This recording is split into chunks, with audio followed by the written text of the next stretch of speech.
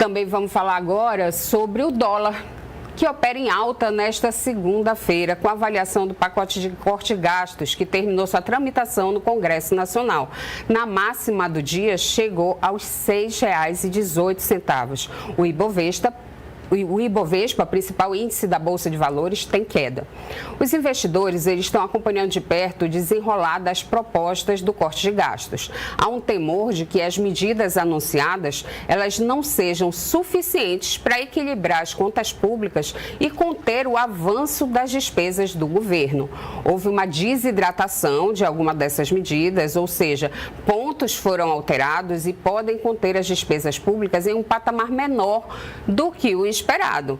Na última sexta-feira, o ministro da Fazenda, Fernando Haddad, ele minimizou as mudanças no pacote. Segundo ele, o Congresso Nacional atendeu dentro das suas possibilidades, abre aspas, em um prazo curto de tempo, fecha aspas, e um resultado preliminar avaliado por ele como muito interessante, tá? O titular da Fazenda, ele também acenou ao mercado, falando em novas medidas de redução de despesas no decorrer de 2025. Mas ainda falta aí esse detalhamento. Os investidores também aguardam para o fim da semana os dados da prévia da inflação de dezembro e os dados de desemprego do país em novembro. Na semana passada, a moeda americana passou por uma sequência de altas. O Banco Central colocou mais de 28 bilhões de dólares em leilão para aumentar a oferta de dólares no mercado e conter aí esse avanço da moeda norte-americana. E para conversar com a gente está aqui o economista Ricardo Coimbra. Coimbra, o dólar voltou a subir de novo, mesmo depois da aprovação do pacote de gastos, chegando aí a R$ 6,18. E aí eu acho que tem uma pergunta que muitos brasileiros estão se fazendo, né? É por que o dólar não para de subir e onde é que essa moeda pode chegar?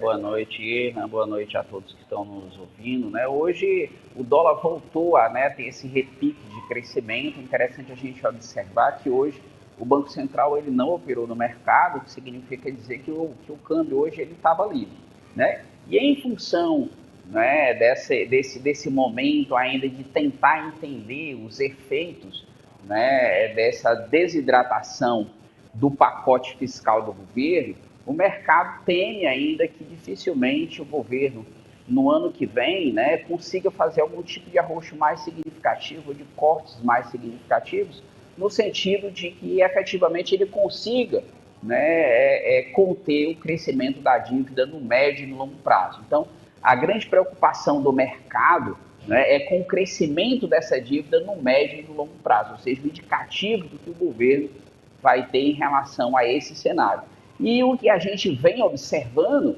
né, é que quando o Banco Central ele não intervém no mercado, a taxa de câmbio ela vem gerando esses repiques, né? Ou seja, você precisa ter um indicativo, né, por parte principalmente do Congresso, né, que demonstrou essa desidratação no pacote apresentado, bem como também quando da aprovação da LDO criou uma perspectiva de elevação de despesas. Então, esse conjunto de fatores, o Congresso, né, diminuindo esse impacto de corte de gastos e ainda gerando uma perspectiva de elevação de corte de gastos, você gerou uma certa instabilidade, né? Então, os dados aí relacionados que você falou aí de perspectiva de crescimento, que são muito bons, né? Perspectiva de emprego, que também são muito bons, eles vão em encontro a outros dados também que saíram hoje do relatório Focus, de uma perspectiva de inflação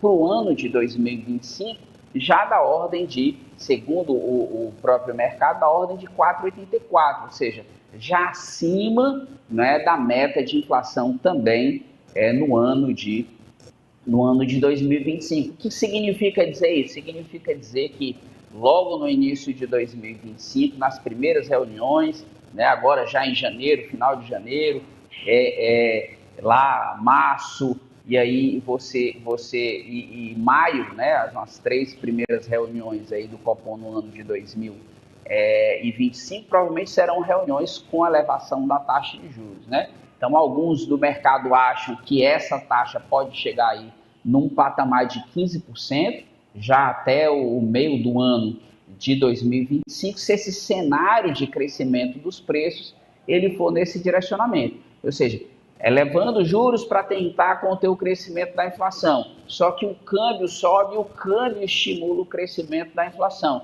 Então, é como se fosse aí uma situação meio complicada, né? De você tentar conter esse crescimento, visto que também a elevação do câmbio gera reflexos sobre a elevação dos preços. Ou seja, o governo tem, né, que, junto com o Congresso, encontrar alternativas de tentar a redução dos gastos, não só no próprio executivo, mas também, principalmente, aí, no legislativo, aí, tentando conter, né, a diminuição de gastos aí com as emendas parlamentares, né, para que você não gere uma perspectiva também de crescimento da dívida no futuro e também, né, algum tipo de contribuição do judiciário, ou seja, tentar aí, né, criar outras formas também de tentar diminuir as despesas para os próximos anos. Então, outro grande desafio que o governo vai ter está relacionado com isso. Por quê? Porque a gente tem uma situação de crescimento, de gasto, daquilo que a gente chama de despesa contratada, né, despesa discricionária, que está relacionada com o salário de funcionários, que está relacionado principalmente com a previdência social, com gastos relacionados com os benefícios de prestação continuada, de LOAS de um modo geral, também recursos relacionados aí com diversos programas sociais. Então, todo esse conjunto, né, de gastos, educação, saúde, saneamento. Então, quando você observa a margem de manobra do governo, ela é muito pequena, é algo em torno de 10%. Então, esses cortes aí vão ter que ser exatamente aí, ou você criar mecanismo desses outros gastos, eles não subirem para o futuro. Então, muito provavelmente deve ser iniciada no ano que vem uma nova discussão sobre a situação previdenciária, né? Alguma coisa tem que ser feita, porque a tendência no médio e no longo prazo é que essa situação ela piore ainda mais, ou seja, a população ela está num processo de envelhecimento, né? O número de crescimento de pessoas de inserção no mercado de trabalho está sempre a menor em relação ao que se contribui e aquilo que se efetivamente tem de saque em relação à potencialidade de crescimento de beneficiários da Previdência. Então, você vai ter que encontrar algum tipo de arcabouço para mostrar para o mercado que você vai gerar uma certa estabilização do crescimento da dívida ou da despesa previdenciária para os próximos anos, para as próximas décadas. Então, esse é outro grande entrave que a gente vai encontrar aí. Ricardo, mas a gente não pode também, com essas medidas